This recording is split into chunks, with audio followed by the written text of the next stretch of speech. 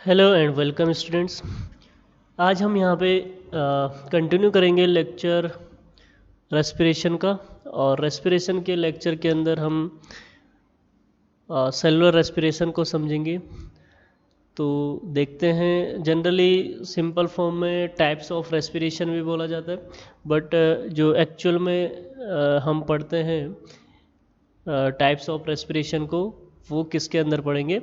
Cellular respiration के अंदर। ठीक है, तो यहाँ पे हम लेते हैं cellular respiration.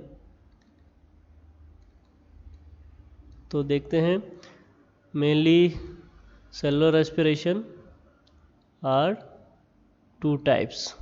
Cellular respiration that means respiration take place inside the cells. ये हम प्रीवियस लेक्चर में समझ गए हैं। तो सेलुलर रेस्पिरेशन मेनली कितने टाइप का है? टू टाइप्स का। फर्स्ट यहाँ पे हम देखेंगे aerobic respiration. Aerobic that means related to air. Aerobic respiration. And second one anaerobic respiration. Anaerobic respiration. Anaerobic respiration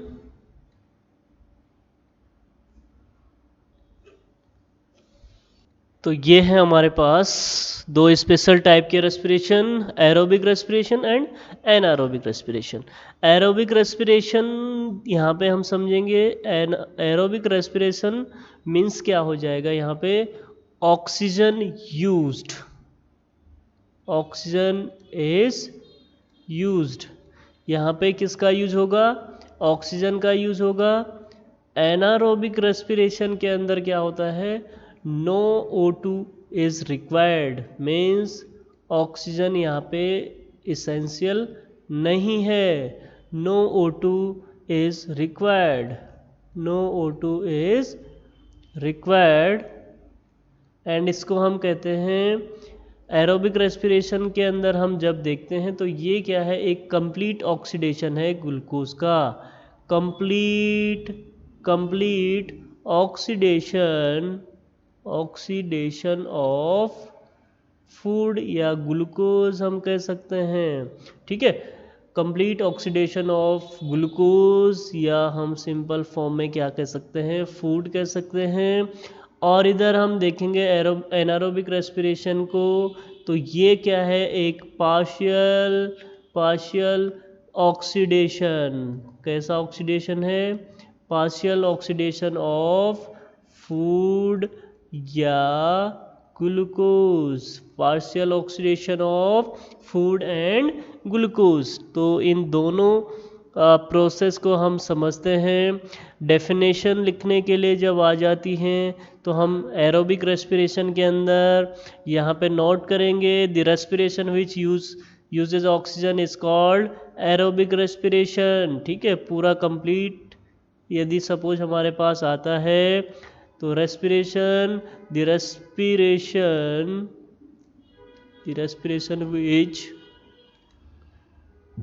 which uses oxygen is called क्या कहलाएगा? Aerobic respiration. Aerobic respiration.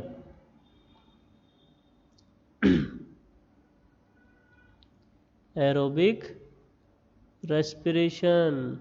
तो finally हम यहाँ पे हम क्या समझते हैं कि जो एरोबिक रेस्पिरेशन होगा, ये एरोबिक रेस्पिरेशन कंप्लीट होगी इन द प्रेजेंस ऑफ किसके? ऑक्सीजन के। ठीक है, तो यहाँ पे देखते हैं, दोनों को समझेंगे। और दूसरी तरफ हमारे पास क्या है? Anaerobic respiration. तो एनारोबिक रेस्पिरेशन को हम कैसे डिफाइन करेंगे? एनारोबिक रेस्पिरेशन को हम डिफाइन कर सकते हैं, the respiration which take place without oxygen. The respiration which take place the respiration which take place without oxygen without oxygen is called anaerobic respiration. कैसा रेस्पिरेशन? Anaerobic respiration. ठीक है, तो ये हम समझेंगे। अब यहाँ पे एग्जाम्पल्स की जब हम बात करते हैं तो एरोबिक रेस्पिरेशन क्या होता है, किसमें है? जैसे सिंपल ह्यूमन बीइंग्स है, तो ह्यूमन बीइंग्स या हम कह सकते हैं ऑल यूकैरियोटिक्स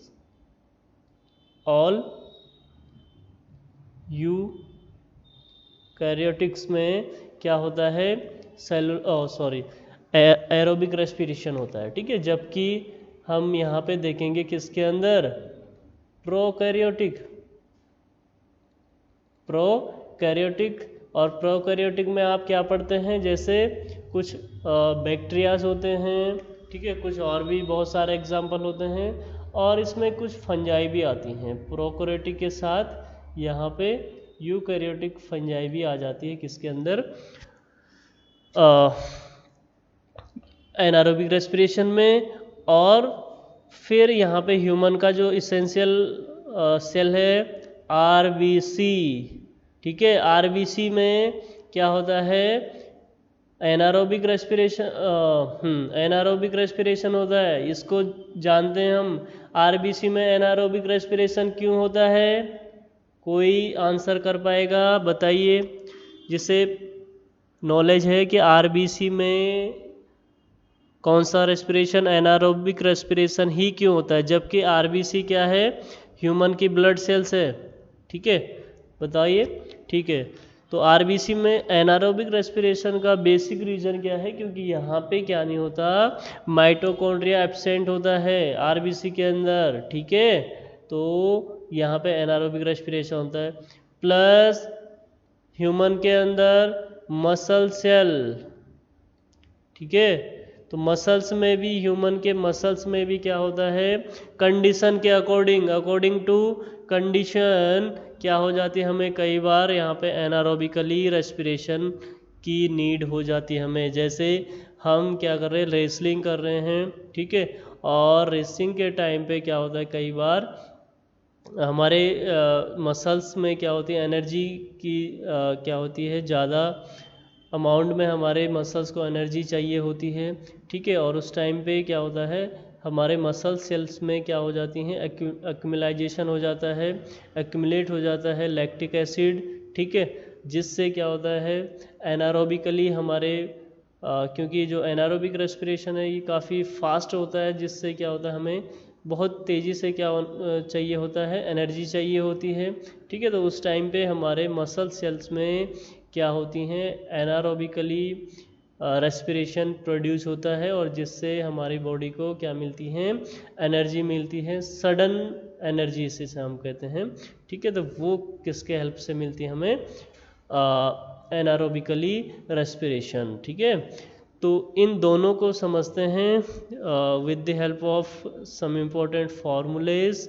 ठीक है, तो यहाँ पे क्या क्या स्पेशल इनके कैरेक्टर है और कैसे ये कंप्लीट होते हैं, तो इसको हम समझ पाएंगे। ठीक है, तो सबसे पहले हम ले रहे हैं किसको? एरोबिक रेस्पिरेशन को। तो वन बाय वन, ये तो एक जनरल बेसिक कॉन्सेप्ट था इन दोनों के बीच में। ठीक है, क्योंकि इन दोनों का डिफरेंस भी पूछा जाता है कई बार एग्जाम्स में।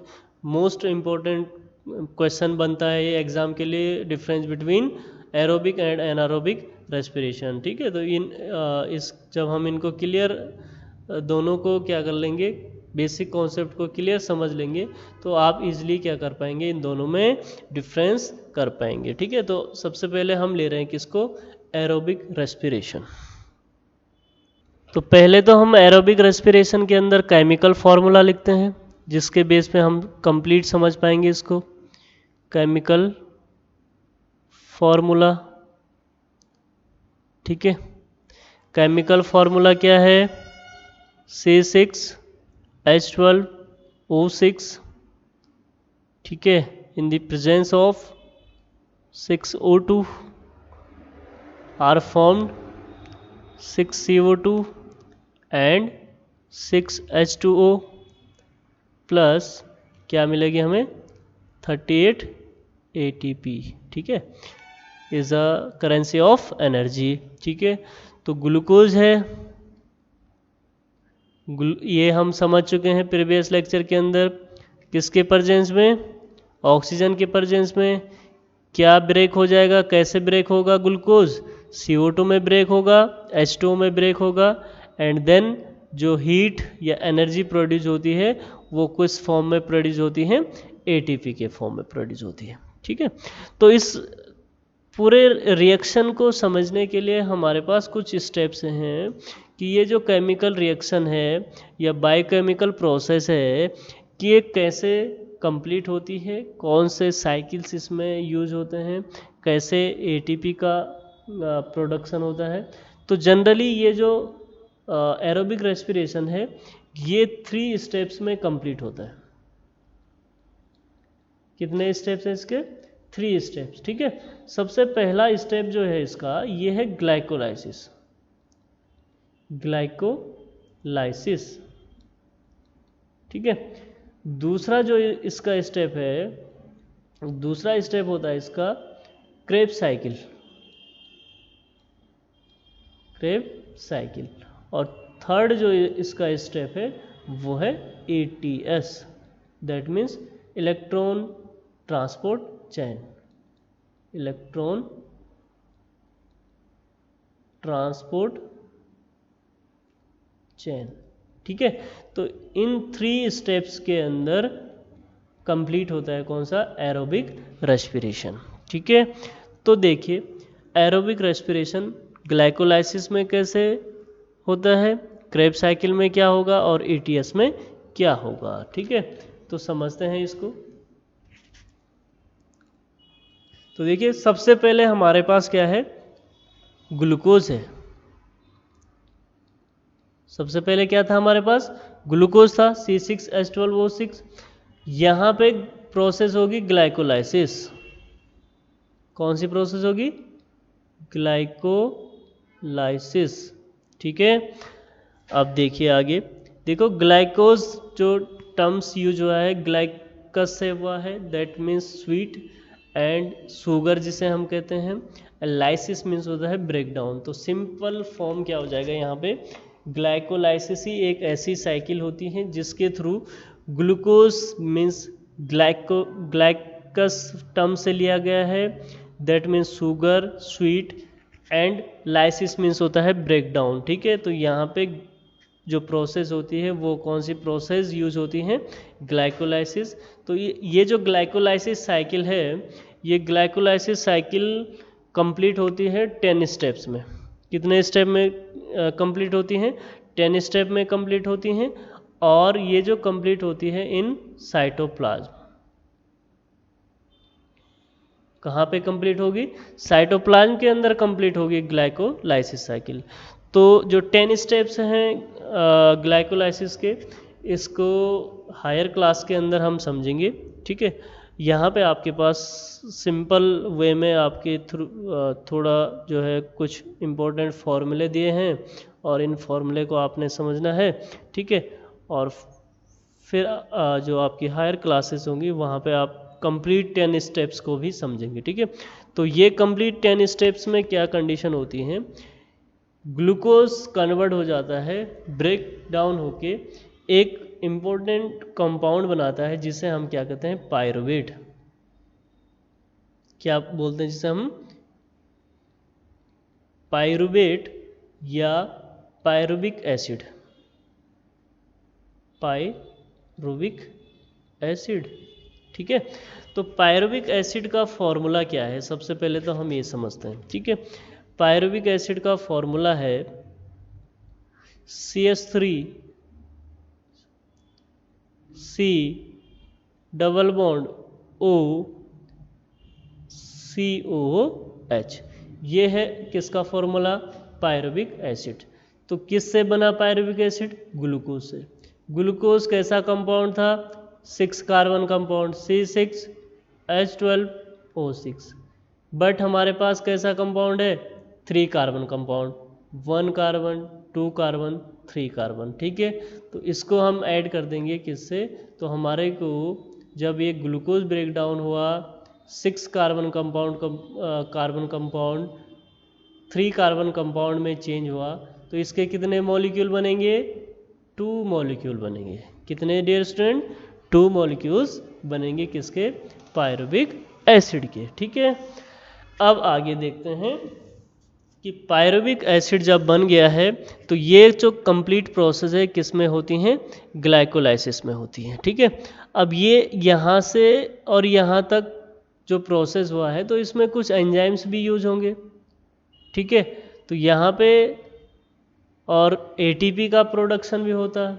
ठीक है, तो एटीपी का प्रोडक्शन होगा यहाँ पे ग्लाइकोलाइसिस के अंदर।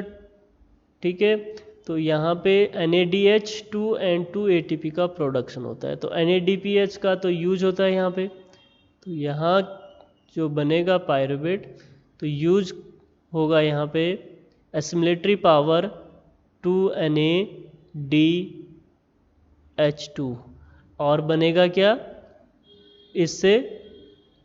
2ATP। ठीक है, तो ग्लाइकोलाइसिस साइकिल के अंदर क्या बन गए? 2 ATP बन गए। ठीक है, आगे देखते हैं। आगे ये जो पायरुविक एसिड है, पायरुविक एसिड एंटर करता है किसमें? क्रेब्स साइकिल में। पायरुविक एसिड कहाँ एंटर करेगा? क्रेब्स साइकिल के अंदर एंटर कर जाएगा। ठीक है, क्रेब्स साइकिल के अंदर जब एंटर करेगा तो क्रेब्स साइकिल के अंदर आप देखेंगे क्या प्रेजेंट होता है। जो क्रेब्स साइकिल होगी, क्रेब साइकिल, यहाँ पे तो ग्लाइकोलाइसिस हुई थी, बट जो दूसरा प्रोसेस है वो क्या है? Krebs cycle. ठीक है, तो क्रेब्स साइकिल कहाँ पे कंप्लीट होती है? In mitochondria. ठीक है, जो क्रेब्स साइकिल होती हैं वो कहाँ पे होती हैं? माइटोकॉन्ड्रिया में होती है। और माइटोकॉन्ड्रिया के भी कहाँ पे? मैट्रिक्स में। माइटोकॉन्ड्रिया के भी कहाँ पे होगी? मैट्रिक्स में होगी। अब देखिए ये जो पायरुविक एसिड है, ये पायरुविक एसिड किस फॉर्म में क्रेब्स साइकिल के अंदर पहुंचता है? तो क्रेब्स साइकिल एसिटाइल कोएंजाइम के फॉर्म में कहाँ पहुंचेगा? एसिटाइल कोएंजाइम के फॉर्म में कहाँ पहुंचता है? क्रेब्स साइकिल के अंदर पहुंचता है। किसके अंदर? क्रेब्स साइकिल के अंदर। और क्रेब्स साइकिल के अंदर जब ये पहुंचता है तो यहाँ पे भी एसिमिलेटरी पावर NADH का यूज होता है। पूरी क्रेब्स साइकिल होती हैं। ठीक है, और इस क्रेब्स साइकिल के अंदर क्रेब साइकिल, तो क्रेब साइकिल में क्या होती हैं? ये भी 2 मॉलिक्यूल्स यहाँ पे बनेंगे एसिटिल कोएंजाइम। तो पूरी जो साइकिल है ये 2 बार ऐड की जाएगी। तो यहाँ पे भी NADH2 and FADH2 and ATP का यहाँ पे क्या होता है? फॉर्मेशन होता है। ठीक है, तो ये NADH2 और FADH2 यहाँ पे यूज होते हैं और देन क्या बनता है? ATP बनता है। ठीक है, तो क्रेब साइकिल के अंदर हम देखते हैं जब पूरी प्रोसेस होती है, पूरे ऐड करेंगे पूरे ATP को। ठीक है, थर्ड जो स्टेप है, तो पहला स्टेप तो किसके अंदर हुआ? एरोबिक रेस्पिरेशन का फर्स्ट स्टेप ग्लाइकोलाइसिस के अंदर। ठीक है, इन साइटोप्लाज्म। दूसरा जो है क्रेब साइकिल था। क्रेब साइकिल कहाँ पे हुआ? In mitochondria. ठीक है, अब जो है फाइनल स्टेज के अंदर ये जो आगे साइकिल है, क्योंकि यहाँ पे कंप्लीट अभी ATP का प्रोडक्शन नहीं हुआ, अब जो है आगे यहाँ से ये जो एरोबिक रेस्पिरेशन है ये कहाँ पहुँचेगी? ETS, electron transport chain. और ये भी कहाँ पे होती है? प्रोसेस कंप्लीट होती है cristae of mitochondria. Cristae of mitochondria.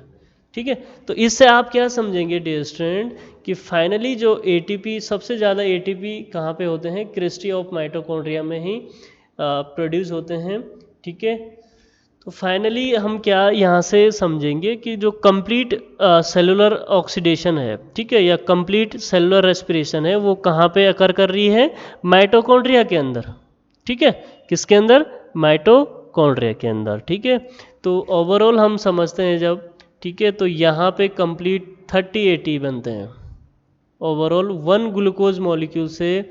जब हम पूरे साइकिल को खोलेंगे 10 स्टेप्स यहाँ से खोलेंगे, इसके बाद इसमें भी एक पूरी साइकिल्स होती है, बहुत सारे एंजाइम्स यूज होते हैं। ये हायर क्लासेस की बात है, आपको तो केवल यहाँ पे समझना है कि एरोबिक रेस्पिरेशन कितने स्टेप में कंप्लीट होती है। तो यहाँ 1 मॉलिक्यूल ग्लूकोज प्रोड्यूस करता है कितने ATP? 30 ATP, ठीक है। तो 30 कहाँ हो गए? क्रेब्स साइकिल के अंदर। और इसके बाद ये क्या है? पायरुविक एसिड से और क्रेब्स साइकिल तक पहुंचने में क्या है? एक इंटरमीडिएट प्रोसेस है। यहाँ पे होते हैं 2 ATP प्रोड्यूस। कितने ATP? 2 ATP। तो 30 + 2 कितना हुआ? 32 एंड 6 ATP प्रोड्यूस होते हैं किसमें? जो कौन सी साइकिल है हमारी? Glycolysis cycle. तो टोटली क्या हो गए? 1 ग्लूकोज मॉलिक्यूल प्रोड्यूस 38 ATP, ठीक है।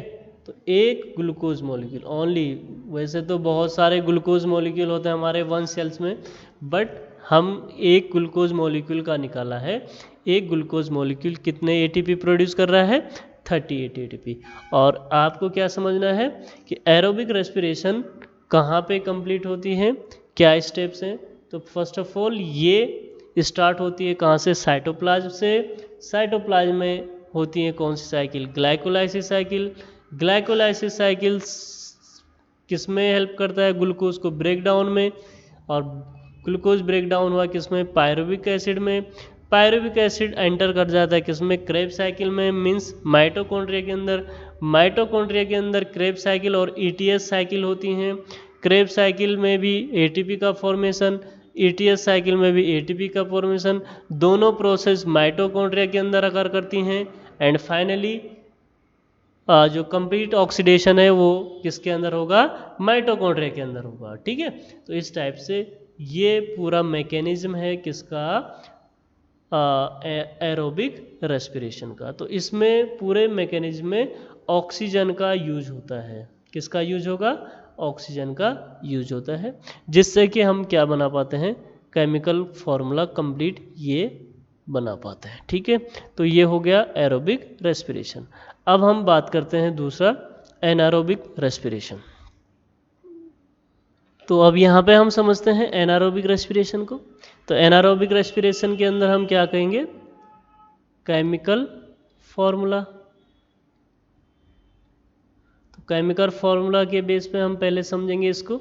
तो सिंपल यहाँ पे भी सेम यूज होगा जैसे, क्योंकि ये भी प्रोकैरियोटिक सेल्स हैं तो ये ग्लूकोज का ही यूज करते हैं अपने फूड में। तो ग्लूकोज है, दैट मीन्स C6H12O6। यहाँ पे क्या होगा? ये भी ग्लाइकोलाइसिस साइकिल होगी। ग्लाइकोलाइसिस होगा किसमें? प्रोकैरियोटिक के अंदर भी, इन साइटोप्लाज्म में। साइटोप्लाज्म में, ठीक है। सेम कंडीशन, ग्लूकोज किस में ब्रेक डाउन होगा? पायरुविक एसिड में, ठीक है। तो यहाँ पे हम इसको तो बाद में समझेंगे, ठीक है। पहले केमिकल फार्मूला लिख लेते हैं सीधे, है ना। पहले हम सीधे केमिकल फार्मूला नोट कर लेते हैं। C6H12O6। यहाँ पे क्या होता है? पार्शियल ऑक्सीजन के प्रेजेंस में, ठीक है, क्या मिलेगा? जो प्रोकैरियोटिक सेल है, प्रोकैरियोटिक सेल्स के अंदर यहाँ पे CO2 प्रोड्यूस होगा। H2O प्रोड्यूस नहीं होता है। जो मेन कंपोनेंट्स यहाँ पे बनता है वो बनेगा 2C2H5OH, मीन्स अल्कोहल बनता है, ठीक है। एंड यहाँ पे मिलते हैं केवल 2 ATP। ठीक है, तो यहाँ पे लेस ATP का प्रोडक्शन होता है फ्रॉम 1 ग्लूकोज मॉलिक्यूल से। तो आप कंपैरिजन कर सकते हैं कि आपने एरोबिक रेस्पिरेशन के अंदर तो क्या देखा था, 1 ग्लूकोज मॉलिक्यूल क्या दे रहा है, 38 ATP। यहाँ पे 1 ग्लूकोज मॉलिक्यूल केवल क्या दे रहा है, 2 ATP दे रहा है। ठीक है, तो यहाँ पे क्या हुआ, वहाँ पे आपने CO2 प्लस H2O देखा था ब्रेकडाउन में, एंड देन ATP मिल रहा था। बट यहाँ पे एक इसेंशियल प्रोडक्ट बनता है जिसे हम क्या कहते हैं, 2C2H5OH, इथाइल अल्कोहल का फॉर्मेशन होता है। ठीक है, तो ये प्रोसेस कहाँ पे होती हैं, एनारोबिक रेस्पिरेशन के अंदर होती हैं। ठीक है, तो एनारोबिक रेस्पिरेशन को इस फॉर्मूले के बेस पे हम समझेंगे कि कहाँ पे कितने स्टेप्स इसके होते हैं। तो जनरली इसका एक ही स्टेप होता है, इसका क्या होता है, एक ही स्टेप होता है, जो कि कहाँ पे होता है, साइटोप्लाज्म के अंदर होगा। किसके अंदर, साइटोप्लाज्म के अंदर। ठीक है, तो जो यहाँ पे क्या होगा, देखो ग्लूकोज है। ठीक है, ग्लूकोज का ब्रेकडाउन होगा, ग्लाइकोलाइसिस साइकिल होगी, क्या साइकिल होगी, ग्लाइकोलाइसिस साइकिल होगी। ठीक है, किस में होगा, साइटोप्लाज्म। ठीक है, तो यहाँ पे हमें क्या देखना है कि जो एनारोबिक रेस्पिरेशन है वो माइटोकॉन्ड्रिया में नहीं जाती, क्योंकि प्रोकैरियोटिक सेल्स के अंदर माइटोकॉन्ड्रिया एब्सेंट होता है, तो जाएगी नहीं वहाँ पे रिएक्शन। तो ग्लाइकोलाइसिस जो है साइटोप्लाज्म में होगी। ठीक है, वही क्या बनेंगे, 2 पायरुवेट बनेंगे। क्या बनेंगे यहाँ पे, 2 पायरुवेट बनेंगे। ठीक है, 2 पायरुवेट जब बन जाते हैं तो 2 पायरुवेट के बाद यहाँ पे एक प्रोसेस होता है जिसे हम कहते हैं डिकार्बोक्सिलेशन। डिकार्बोक्सिलेशन मीन्स यहाँ पे क्या होता है, ब्रेकडाउन होता है किसका, पायरुविक एसिड का। ठीक है, और CO2 प्रोड्यूस होता है। ठीक है, तो होता क्या है, 2 पायरुविक एसिड का जब डिकार्बोक्सिलेशन होगा तो सिंपल सी बात, CO2 एंड क्या मिलेंगे यहाँ पे, 2C2H5OH मीन्स इथाइल अल्कोहल मिलेगा, CO2 मिलेगा, और उसके साथ C2H5OH, 2C2H5OH प्लस क्या मिलेंगे, 2 ATP मिलेंगे। ठीक है, तो ये तो है डिकार्बोक्सिलेशन। ठीक है, तो फाइनल प्रोडक्ट यहाँ पे क्या मिलता है हमें, इथाइल अल्कोहल मिलता है। क्या मिलता है, इथाइल अल्कोहल मिलता है। ठीक है, तो ये जो डिकार्बोक्सिलेशन प्रोसेस है, ये हम एग्जांपल ले रहे हैं किसमें, ईस्ट में। ठीक है, और यहाँ पे प्रोसेस क्या कहलाती है, फर्मेंटेशन। फर्मेंटेशन। ठीक है, तो एनारोबिक रेस्पिरेशन को ही हम क्या कहते हैं, फर्मेंटेशन कहते हैं। क्या कहते हैं, फर्मेंटेशन। ठीक है, तो आप जैसा एग्जांपल देखेंगे कि we can carry out the fermentation of sugar by using the anaerobic respiration of yeast as follow. ठीक है, तो आप सिंपल सा क्या लेंगे, टेक सम शुगर सॉल्यूशन और फ्रूट जूस। ठीक है, इसको ले सकते हैं आप इन टेस्ट ट्यूब। ठीक है, and added a little of yeast, और इसमें आप क्या कर देंगे, कुछ अमाउंट में ईस्ट को ऐड करेंगे। ठीक है, फिर क्या करेंगे, close to the mouth of the test tube with the cork and allow it to stand of some time. तो इसमें क्या करेंगे, कॉर्क से उसको टाइटली क्या कर देंगे, बाइंड कर देंगे। ठीक है, now open the cork and smell. तो आप क्या करेंगे, जैसे ही आफ्टर सम टाइम कॉर्क को क्या करेंगे, ओपन करेंगे, तो आपको कुछ स्मेल आएगी। ठीक है, तो ये जो स्मेल है क्या है, a characteristic smell of ethanol. ठीक है, ये किसकी स्मेल है, इथाइल अल्कोहल की स्मेल है। ठीक है, is obtain from the test tube. ठीक है, तो इसमें क्या है, a gas is also involve during the process. ठीक है, when this gas is pass through the lime water. ठीक है, the lime water turn milky showing that is carbon dioxide gas. ठीक है, तो इसको आप अगर लाइम वाटर में रखेंगे तो ये कैसा हो जाएगा, इसकी जो कलर है वो मिल्की हो जाएगी। ठीक है, जिससे क्या हो रही है कि हमें ये भी एक्सपेरिमेंट के थ्रू पता लग जाएगा कि इसमें क्या हो रहा है, फर्मेंटेशन के थ्रू क्या प्रोड्यूस हो रही है, कार्बन डाइऑक्साइड भी प्रोड्यूस हो रही है एंड इथाइल अल्कोहल भी मिल रहा है। ठीक है, तो ये बेसिक प्रोसेस होती है किसके अंदर, एनारोबिक रेस्पिरेशन के अंदर। एंड फाइनली यहाँ पे हमें क्या मिलते हैं, केवल 2 ATP मिलते हैं। फास्ट प्रोसेस है बट लेस ATP प्रोड्यूस होती हैं। ठीक है, तो हम फाइनली ऑब्जर्वेशन क्या करेंगे कि जो एनारोबिक रेस्पिरेशन है वही क्या है, एक फर्मेंटेशन का प्रोसेस भी है प्रोकैरियोटिक के अंदर, जो कि किससे कंप्लीट हो जाती हैं, ईस्ट के थ्रू कंप्लीट होती है। तो ईस्ट क्या है, एक फंजाई है। ईस्ट क्या है, फंजाई है। ठीक है, अब यहाँ पे क्या होता है, इसी प्रोसेस के अंदर एनारोबिक प्रोसेस में हम देख लेते हैं कि यही प्रोसेस किसके अंदर होता है, ह्यूमन के मसल सेल्स में एंड RBC में देखा जाता है। ठीक है, तो यहाँ पे क्या होता है, यहीं से हम इसको ऐड कर लेते हैं। सेम कंडीशन वही होगी, ह्यूमन के मसल सेल्स में एनारोबिक रेस्पिरेशन देखा जाएगा, ग्लूकोज हुआ, ग्लाइकोलाइसिस प्रोसेस होगी, साइटोप्लाज्म में होगा। 2 पायरुवेट जो है ये तो दूसरा प्रोसेस है, ये तो एनारोबिक है जो कि प्रोकैरियोटिक के अंदर होगा। यहाँ से हम लेंगे कि किसके अंदर होगा, ये ह्यूमन के अंदर। तो इसमें जब हम देखते हैं तो यहाँ पे क्या होगी, समझने वाली बात यह है कि प्रोसेस जो है वो माइटोकॉन्ड्रिया के अंदर नहीं जाएगी, ह्यूमन मसल सेल्स में हो रही है, लेकिन ह्यूमन मसल सेल्स में माइटोकॉन्ड्रिया के अंदर प्रोसेस नहीं जाएगी।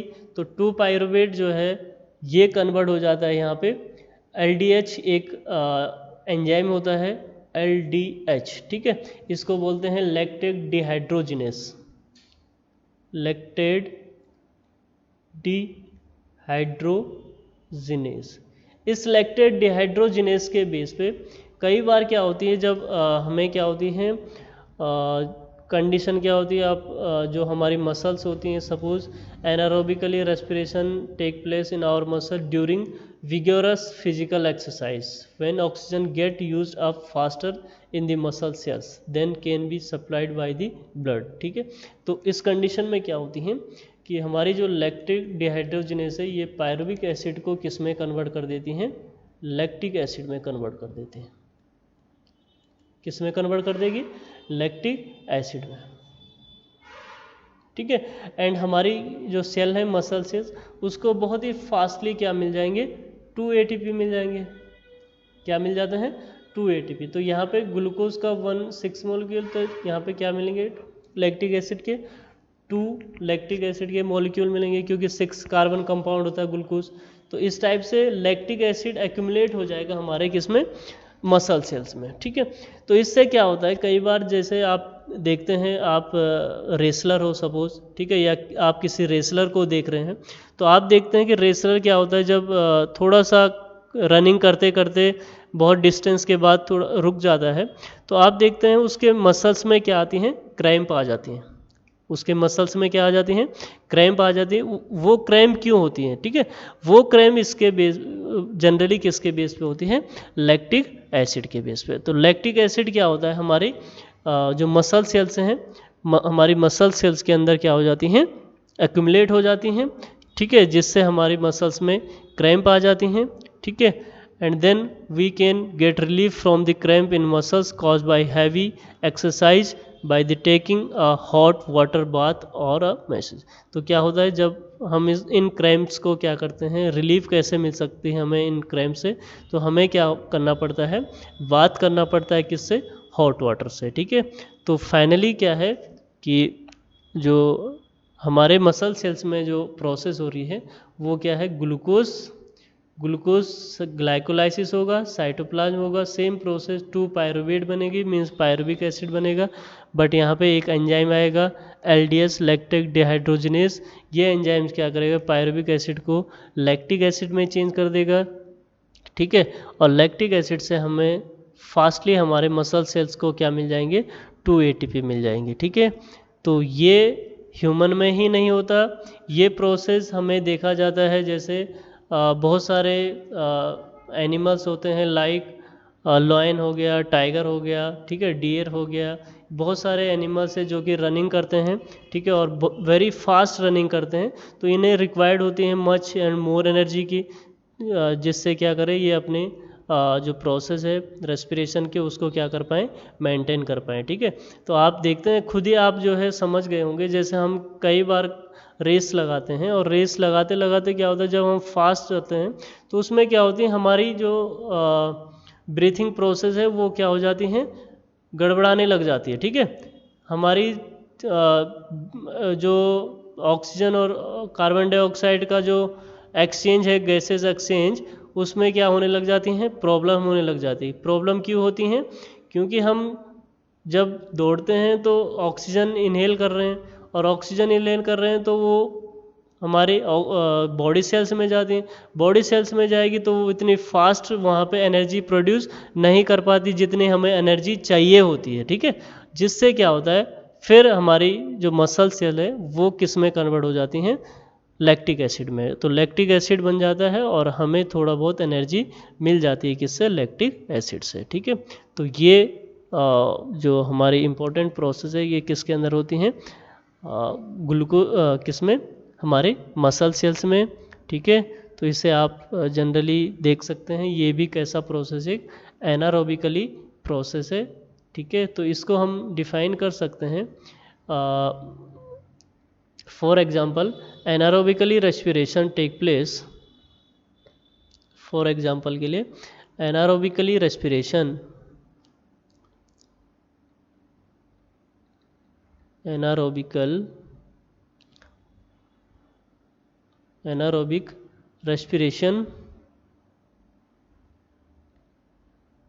anaerobic respiration take place in our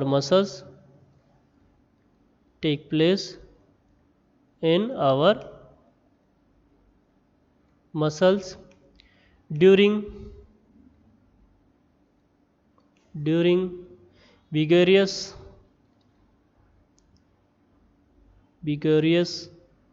physical exercise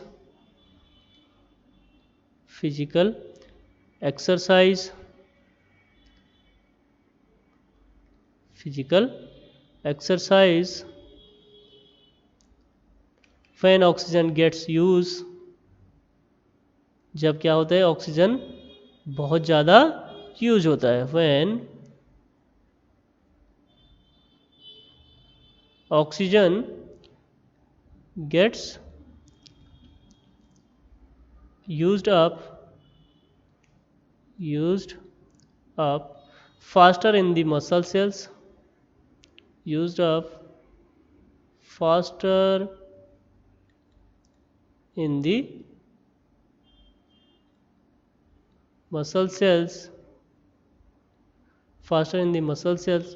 then can be supplied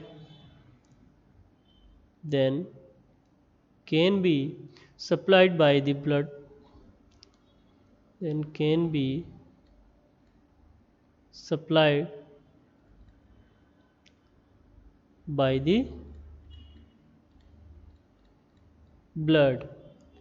ठीक है, तो इस टाइप से हम समझ सकते हैं कि कैसे हमारे मसल सेल्स में ग्लूकोज का ब्रेकडाउन हुआ, किसमें, लैक्टिक एसिड में। ठीक है, तो ये था कुछ स्पेशल टाइप्स ऑफ रेस्पिरेशन। ठीक है, आगे हम देखेंगे प्लांट रेस्पिरेशन।